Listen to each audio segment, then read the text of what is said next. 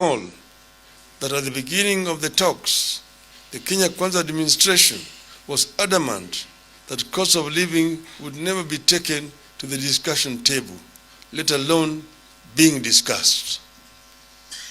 The Kenya Kwanza had insisted that the only issues it was ready to discuss were the reconstitution of the IEBC, implementation of the two-thirds gender rule, entrenchment of constituency development. The National Dialogue Committee submitted its report last Sunday. As we all recall, the talks were preceded by a stolen election, sweat, tears, police brutality and death, amid a steep rise in the cost of living, which has only got worse as the talks were being concluded. We want to thank all the people of Kenya, the media, fraternity, and other stakeholders for exercising great patience and restraint as the dialogue continued. I thank the members from both sides of the talks for their commitment and dedication to national duty.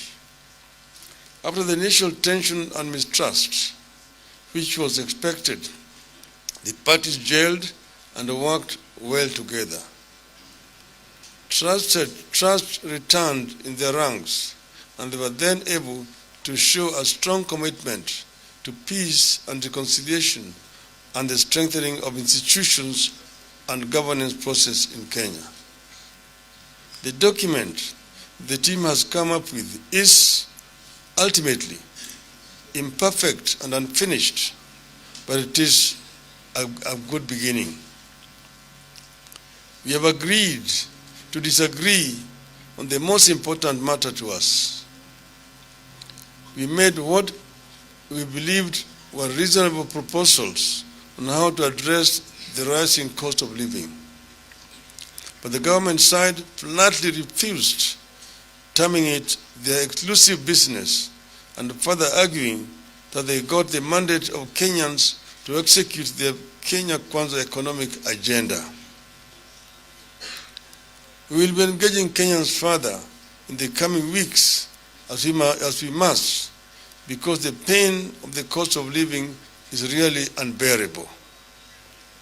In the coming weeks, the majority of Kenyans will be carrying the burden of increased school fees besides the many crises in the education sector.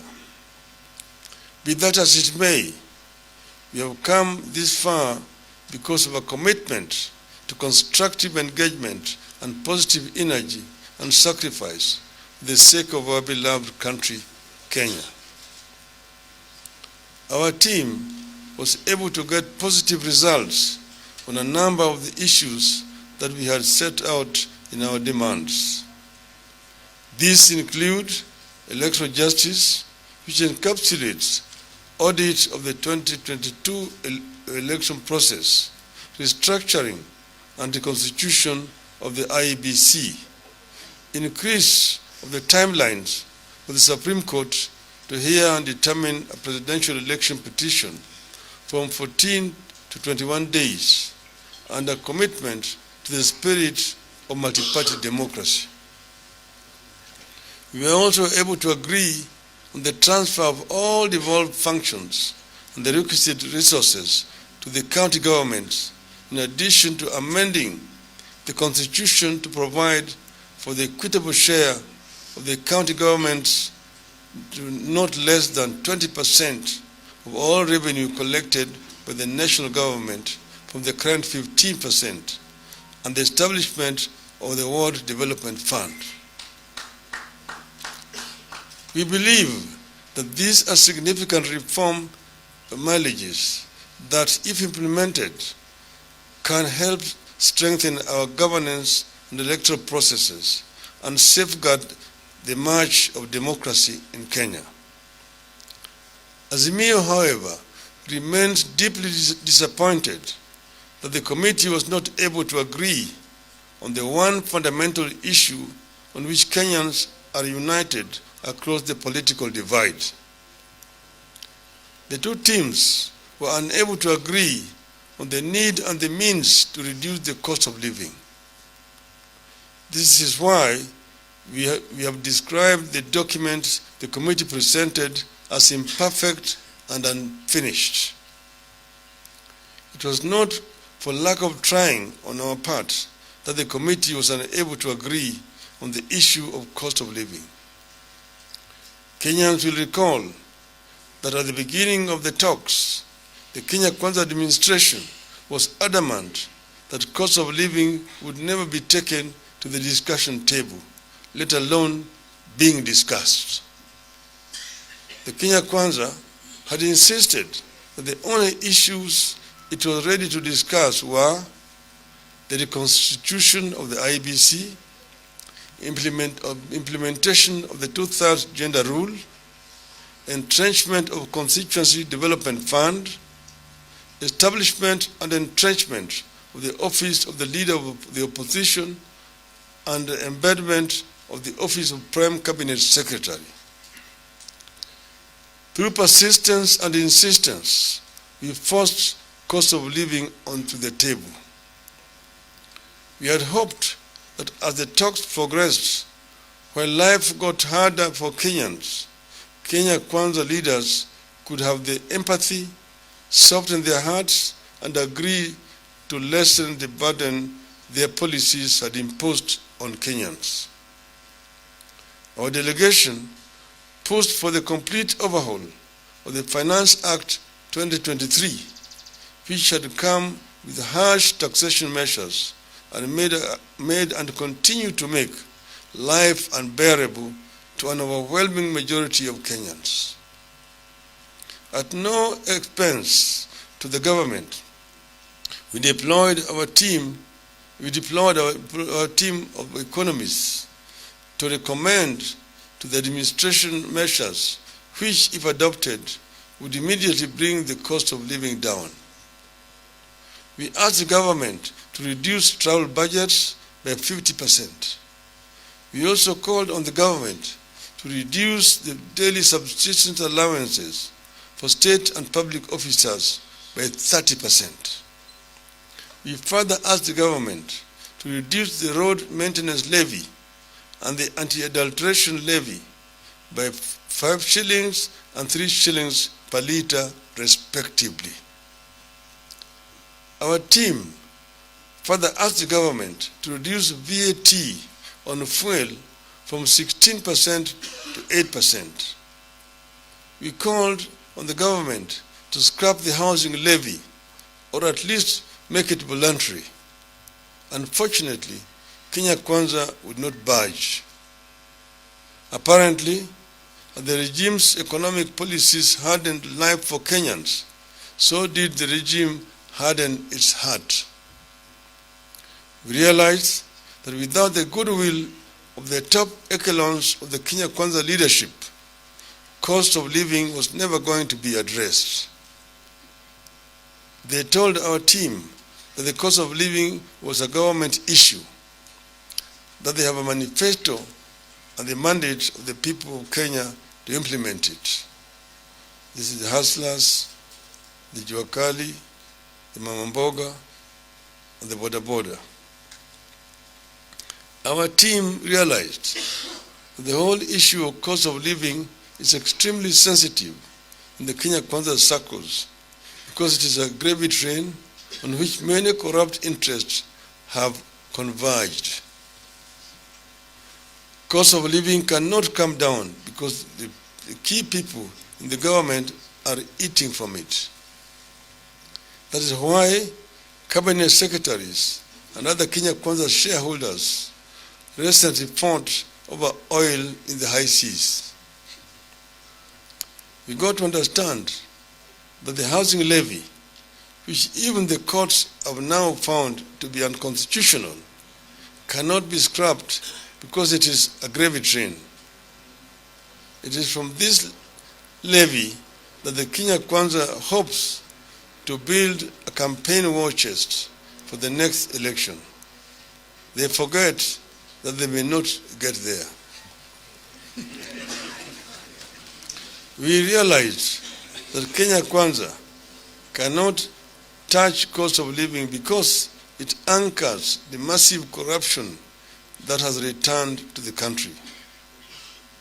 We made it clear that we completely disagree with the government on the matter of cost of living. We made it clear that we will support the document ensuing from the talks, but we will treat the hard line on the cost of living at the beginning of another phase of this struggle.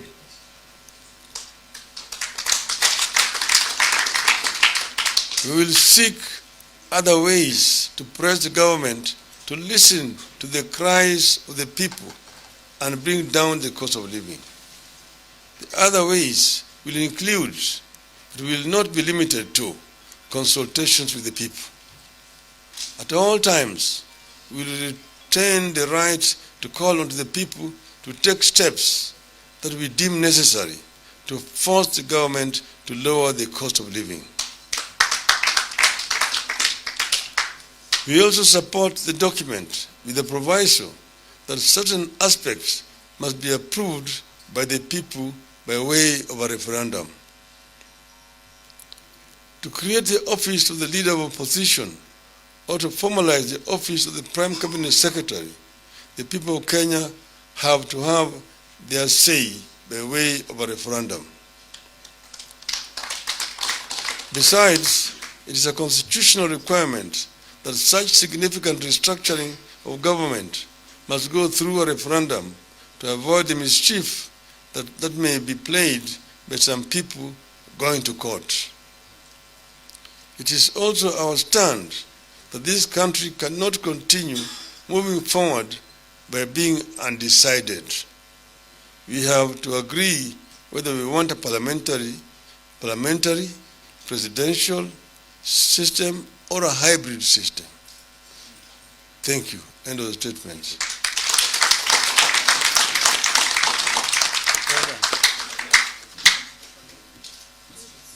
Yeah?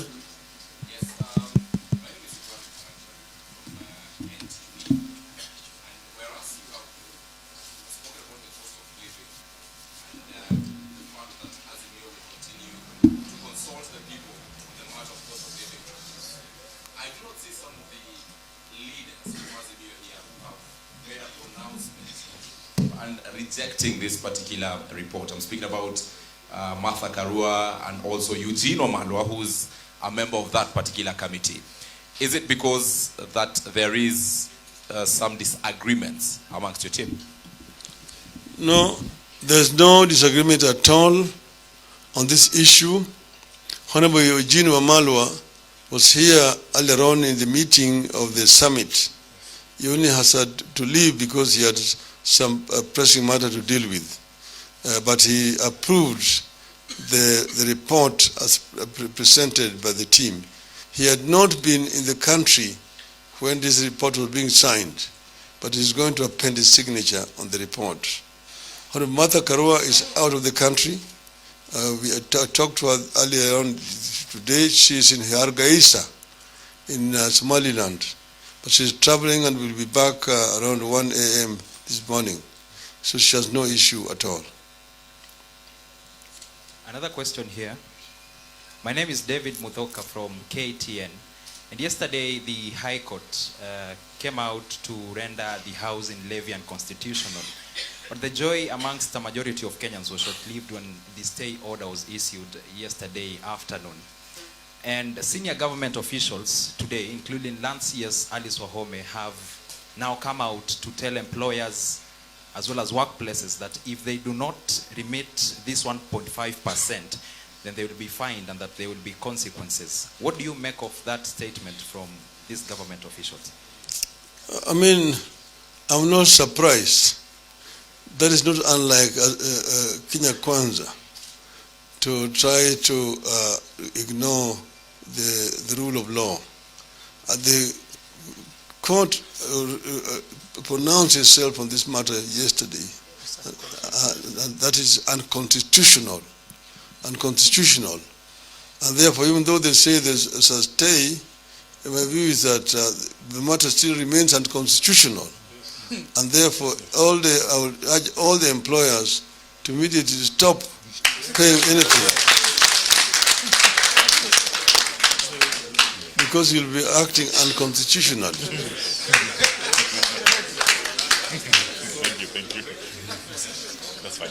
I'm Chris Owino from Ramogi TV. Absolutely. My question is still in line with the question that Mudhoka has just asked. Do you feel like it was uncalled for the three-judge bench to extend a grace period, or rather give the government a grace period, having said that that was an illegality? Was it uncalled for?